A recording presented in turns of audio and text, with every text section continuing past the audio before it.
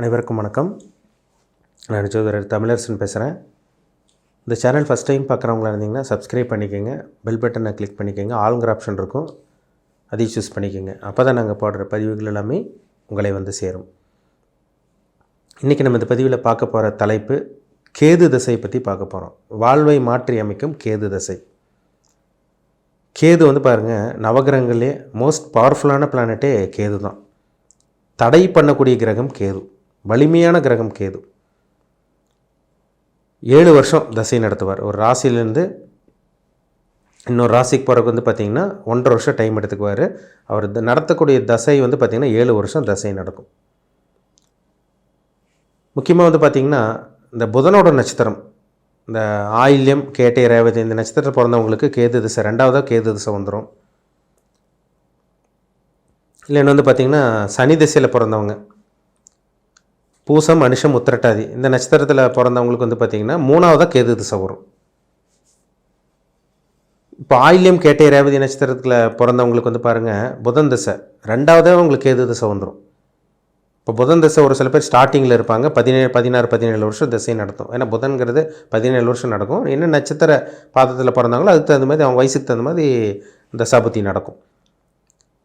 இப்போ சனி திசையில் இருக்கிறவங்க, அதாவது பார்த்திங்கன்னா பூசம், அனுஷம், உத்திரட்டாதி, பூசம் அனுஷம் உத்திரட்டாதி நட்சத்திரத்தில் பிறந்தவங்களுக்கு பாருங்கள் கரெக்டான வயசில் கேது திசை வரும், கரெக்டான ஏஜில் வரும். 2வது புதன் திசைங்க, அதாவது 17 வருஷம் புதன் திசை நடக்கும். இப்போ சனி திசை வந்து ஒரு சில பேர் பாருங்கள் 10 வருஷம் உதாரணமாக எடுத்துக்கிறோம். 19 வருஷத்தில் 10 வருஷத்தில் இருக்காங்க. ஆரம்பத்தில் 10 வருஷம் இந்த திசை நடத்துச்சுன்னா 17 வருஷம் புதன் திசை, 27 வயசு முடிஞ்சு உங்களுக்கு கேது திசை ஸ்டார்ட் ஆகிரும். இப்போ சனி திசை வந்து 19 வருஷம் நடக்கும். ஒரு சில பேருக்கு 19 வருஷமும் நடக்கும், ஒரு சில பேருக்கு 15 வருஷம் நடக்கலாம், ஒரு சில பேர் 10 வருஷம் நடக்கலாம். ஏன்னா நட்சத்திர பாதம்னு ஒன்று இருக்குது. நீங்கள் நடுவதில் பிறந்திருக்கீங்களா, ஆரம்ப நட்சத்திர பாதத்தில் இருக்கீங்களா, இல்லை கடைசி நட்சத்திர பாதம், அதாவது நட்சத்திர பாதம் வந்து உங்களுக்கு 3ஆம் பாதமா 4ஆம் பாதமா, இதை வச்சு சில விஷயங்கள் மாறுபடும். சரிங்களா, தசாபுத்தி மாறுபடும். இப்போ என்ன நட்சத்திர பாதத்தில் பிறந்தீங்க, உங்கள் வயசு என்ன, உங்கள் டேட் ஆஃப் பர்த் என்ன, பிளேஸ் ஆஃப் பர்த் என்ன, எந்த ஊரில் பிறந்திருக்கீங்க, பர்த் ஆஃப் பிளேஸ் என்ன, இதில் பார்த்தா தான் நம்ம துல்லியமாக சொல்ல முடியும். இப்போ மேக்ஸிமம் வந்து பாருங்கள் ஆயில்யம், கேட்டை, ரேவதி உங்களுக்கு 2வதாக உங்களுக்கு புதன் தசை நடக்கும். பூசம், மனுஷம், உத்திரட்டாதி நட்சத்திரக்காரங்களுக்கு உங்களுக்கு கரெக்டான வயசில் வரும், உங்களுக்கு கரெக்டான அந்த மிடில் ஏஜில் உங்களுக்கு கேது தசை வரும். அந்த கேது வந்து பாருங்கள் 7 வருஷம் தசை நடத்தக்கூடிய கிரகம், ஞானக்காரகன் சொல்லுவாங்க. கேதுனாலே ஞானக்காரகன். ஒருத்தர் கேது திசை வந்தாலே பாருங்கள் அவங்க லைஃபே மாறும், வாழ்க்கையை மாற்றி அமைச்சிரும். சனி திசை ஒரு சில பேர் குறும்பு பண்ணிகிட்டு இருப்பாங்க, ஒரு சில பேர் புதன் திசையில் நல்லா சூட்டிப்பாக அப்படி இப்படின்னு இருப்பாங்க, விளையாட்டுத்தனமாக இருப்பாங்க. கேது திசையில் வந்து ஞானத்தை கொடுத்துரும். அவங்க எந்த அளவுக்கு இதுக்கு முன்னாடி இருந்தாங்களோ அப்படியே கேது திசை அவங்கள மாற்றிடும். ஏன்னா ஞானக்காரகன் கேது, ஆன்மீகத்துக்கு உண்டான கிரகம் கேது தான். கேது திசை வந்தாலே ஒருத்தர் பாருங்க சாமியார் மாதிரி ஆயிடுவாங்க. சாமி நம்பிக்கை இல்லாதவங்களுக்கு கூட அந்த கேது திசையில் அந்த 7 வருஷம் பாருங்கள், இந்த காவி வேட்டி இப்போ உடுத்துறது, அடிக்கடி கோயிலுக்கு போகிறது, அந்த விபூதி பட்டை இது அடிக்கடி வந்து பார்த்திங்கன்னா விபூதி எடுத்து போட்டுக்கிறது, உடம்பு ஃபுல்லாக பூசிக்கிறதெல்லாம் இருக்காங்க பார்த்திங்களா ஒரு சில பேர். அவங்களுக்கெல்லாம் பாருங்கள் கேது திசை நடக்கும். அந்த ஆன்மீக நாட்டம், அந்த ஆன்மீக எண்ணங்கள் மேலே, அந்த ஆன்மீக நாட்டம் உங்களுக்கு அதிகரிக்குன்னு அர்த்தம். ஆன்மீக எண்ணம் உங்களுக்கு அதிகரிச்சிடும், சாமி நம்பிக்கை அதிகரிக்கும், இறை வழிபாடு, இறை பக்தி அந்த டைமில் தாங்க உங்களுக்கு ஜாஸ்தியாக இருக்கும்.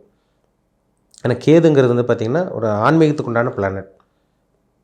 ஆன்மீக வழியிலே போவாங்க, தெய்வ வழியிலே போவாங்க, சாமி நம்பிக்கை உங்களுக்கு அந்த காலகட்டங்கள் அதிகமாக இருக்கும். அந்த கேது திசை ஒரு சில பேர்த்துக்கு பாருங்கள் அந்த 7 வருஷம் வாழ்க்கை அப்படி புரட்டி போடும். ஒரு சில பேரில் பற்றற்று இருப்பாங்க, எது மேலேயும் ஒரு ஆர்வம் இல்லாமல் ஈடுபாடு இல்லாமல் இருப்பாங்க. ஒரு சில பேர் பாருங்கள் அந்த கேது திசை நல்ல ஒரு அமைப்பு கொடுத்துரும். யாருக்குன்னு பார்த்தோம்னா 3, 6, 10, 11. இப்போ இந்த இடத்துல கேது ஒரு அமைப்பில், கேது அந்த அமைப்பில் இருந்துட்டாங்கன்னா 3, 6, 10, 11 அந்த இடத்துல கேது இருந்தாருன்னா அது கேது நல்லது பண்ணக்கூடிய கிரகமாக மாறிடுவார். ஆனால் உங்களுக்கு கடகராசிலையும் சிம்ம ராசியிலும் கேது இருக்கக்கூடாது. கடகராசியில் சிம்ம ராசியில் வந்து பார்த்திங்கன்னா கேது இருக்கக்கூடாது. ஏன்னா சூரிய சந்திரனோட வீட்டில் ராகு கேதுகள் வேலை செய்யாது. அப்படி இருந்தாங்கன்னா விதிவிலக்காக உங்களுக்கு சுபகிரகங்களோட தொடர்பு அந்த மாதிரி லிங்க் இருக்கணும். இப்போ கேதுவோட சனி இருக்கலாமா, இருக்கக்கூடாது. கேதுவோட செவ்வாய் இருக்கலாமா, இருக்கக்கூடாது. அந்த கேது திசை வேலை செய்யாது. கேதுவோட வந்து பார்த்திங்கன்னா உங்களுக்கு குரு இருக்கலாமா, இருக்கலாம். அந்த கேது திசை நல்லா இருக்குன்னு அர்த்தம். சரி, கேதுவோட சுக்கிரன் இருக்கலாம், நல்லாயிருக்கும் கேது திசை.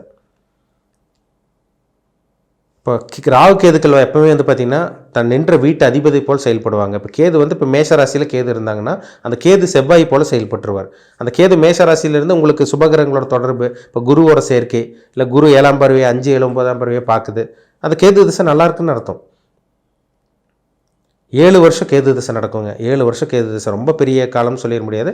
ஒரு கரெக்டான ஏஜில் வரும் 7 வருஷம். அந்த 7 வருஷத்தில் அந்த வெளிநாடு போகிறது, வெளிமாநிலம் போகிறது, இந்த மாதிரி விஷயங்கள்லாம் அந்த கேது திசையில் தான் நடக்கும். ஒரு சில பேருக்குலாம் பாருங்கள், கேது திசையில் லவ் மேரேஜ் நடந்துடும். ஒரு சில பேரில் கேது திசை பிஸ்னஸை மாற்றிடுவாங்க, தொழிலை மாற்றுவாங்க, வேலையை விட்டு இன்னொரு வேலைக்கு போவாங்க. இதெல்லாம் நடக்கும் அந்த கேது திசையில். என்ன காரணம்னா கேதுனால மாற்றம், கேதுனால ஒரு சேஞ்சு, அதாவது மாற்றத்துக்கு உண்டான பிளானட்டே கேது தான். ஒரு சில பேர் சேஞ்சஸ் எதிர்பார்த்துட்டு இருப்பாங்க, மாற்றம், வாழ்க்கையில் மாற்றம் வருமா வராதா, வாழ்க்கை மாறுமா மாறாதா. அந்த கேது திசையில் தான் ஒருத்தருக்கு வாழ்க்கையை மாறும். கேது திசை வந்தவங்களுக்கு தெரியும். ஆயில்யம் கேட்டை ரேவதி நட்சத்திரம் பிறந்தவங்களும், இல்லை வந்து பார்த்திங்கன்னா உங்களுக்கு பூசம் அனுஷம் உத்திரட்டாதி நட்சத்திரக்காரங்களுக்கு தெரியும் கேது திசை எப்படி இருக்கும், எப்படி வேலை செய்யும் தெரியும். கேது நல்ல ஒரு பொசிஷனில் இருந்தாங்கன்னா, இப்போ 3ஆம் இடத்துல இருந்தாருன்னா நல்லாயிருக்கும். முயற்சி ஸ்தானத்தில் கேது இருந்துச்சுன்னா கூட நல்ல சில விஷயங்கள் கொடுப்பாரு. 6ஆம் இடத்துலலாம் கேது இருக்கிறது நல்லது. 6ஆம் இடத்துல கேது இருந்தாருன்னா நோய் இல்லாத வாழ்க்கையை ஏற்படுத்தி கொடுப்பார். கடன் இருக்காது, வம்பு வழக்கு பிரச்சனைலாம் இருக்காது, எதிரி அவங்களுக்கு இருக்க மாட்டாங்க. இப்போ 7ஆம் இடத்துல கேது இருக்கலாமா, இருக்கக்கூடாது. 7ஆம் இடத்துல கேது இருந்துச்சுன்னா அந்த 7 வருஷம் கணவன் மனைவி பிரிவினை தான். 7ஆம் இடத்துல கேது இருந்து கேது திசை வந்துச்சுன்னா பாருங்கள், நண்பர்கள், தனக்கு பிடிச்ச ஒரு நண்பர்கள் கட் ஆவாங்க. ஃப்ரெண்டு ரொம்ப வருஷமாக பழகினவங்க கட் ஆவாங்க, பிரேக் ஆகும். கூட்டு தொழில் செய்யக்கூடாது, செஞ்சாலும் லாஸ் ஆகும். கணவன் மனைவிக்குள்ளே பிரிவினை வரும், டிவோர்ஸ், விவாகரத்து வரைக்கும் போயிடும். 8ஆம் இடத்துல கேது இருக்கக்கூடாது. 8ஆம் இடத்துல கேது இருக்கக்கூடாது, தேவையில்லாத பிரச்சனைகளை கொடுத்துருவார் கேது. கேது வந்து பார்த்திங்கன்னா 4ஆம் இடத்துல இருந்துச்சுன்னா அம்மாவோட உடல் ஆரோக்கியம் கெட்டு போகிறது, சுகஸ்தானம் கெட்டு போயிடும். 5ஆம் இடத்துல கேது இருந்துச்சுன்னா புத்திரஸ்தானம், புத்திர தோஷம் ஏற்படும். 9ஆம் இடத்துல கேது இருந்து தசை நடத்துச்சுன்னா அப்பாவுக்கு அவங்களுக்கு ஆகாமல் போகும். 10ஆம் இடத்துல கேது இருந்து உங்களுக்கு சுபகிரகங்களோட தொடர்பு இருந்துச்சுன்னா அந்த கேது திசை 7 வருஷம் நல்லாயிருக்கும். தொழிலில் ஒரு திடீர் மாற்றம், முன்னேற்றம், வளர்ச்சி, ப்ரொமோஷன், பதவி உயர்வு, இதெல்லாமே கேது திசை கொடுத்துரும். 11 கேது இருந்துச்சுன்னா அபார வளர்ச்சி கொடுக்கும். அது என்ன லக்னம்னு பார்க்கணும், என்ன லக்னத்துக்கு கேது இருக்கார், யாரோட சேர்ந்துருக்காங்க. செவ்வாய், உங்களுக்கு செவ்வாயும் சனியோடையும் கேது சேரக்கூடாது. குருவோடையும் சுக்கரனோடையும் உங்களுக்கு வளர்பிறை சந்திரனோட தொடர்பு இதெல்லாம் கேதுக்கு இருந்துச்சுன்னா அந்த கேது திசை எதிர்பாராத மாற்றங்கள், எதிர்பாராத வளர்ச்சி, திடீர் மாற்றங்கள் இதெல்லாமே நிச்சயமாக ஏற்படுத்தி கொடுக்குங்கிறதுல சந்தேகமே கிடையாது. சரிங்களா? இப்போ உங்கள் ஜாதகத்தில் கேது என்ன பொசிஷனில் இருக்காங்க, நீங்கள் என்ன லக்னம், நட்சத்திரம் சொல்லிட்டேன், ராசி சொல்லிட்டேன், நீங்கள் என்ன லக்னத்தில் பிறந்திருக்கீங்க, லக்னாதிபதி எப்படி இருக்கார், கேது திசை உங்களுக்கு நடந்துகிட்ருக்கா இல்லை முடிஞ்சிருச்சா, இல்லை இனிமேல் தான் ஆரம்பிக்க போதா, கேது லக்னத்துக்கு, உங்கள் லக்னத்துக்கு கேது நல்லவரா கெட்டவரான்னு பாருங்கள், அதுதான் ரொம்ப முக்கியம். சரிங்களா?